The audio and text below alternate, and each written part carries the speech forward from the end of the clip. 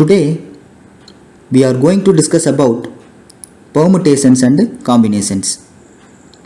Once we understand the logic of where we have to use the permutation and where we have to use the combination, then we can apply the formula directly. Permutation is about arranging things and combination is about selecting or choosing things.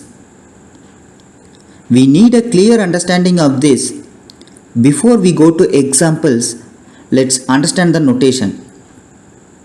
If we have to arrange r things out of n, it can be written as n, p, r. For selecting r things out of n, we have to use combinations. We write it as n, c, r. Now let us discuss these two in detail. The order in which the things are placed matters.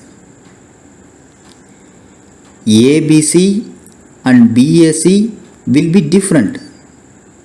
Similarly, 1, 2, 3 is different from 2, 1, 3. And what about combination? Selection is picking few things. Here order doesn't matter. ABC and BAC will be the same.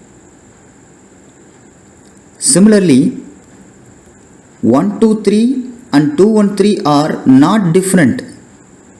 That is, they are same. Now I will give you an example for permutation.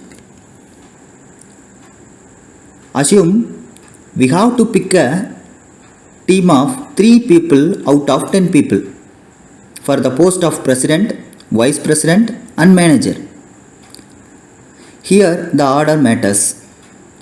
If we select A, B and C, A will be president, B will be vice president and C will be manager.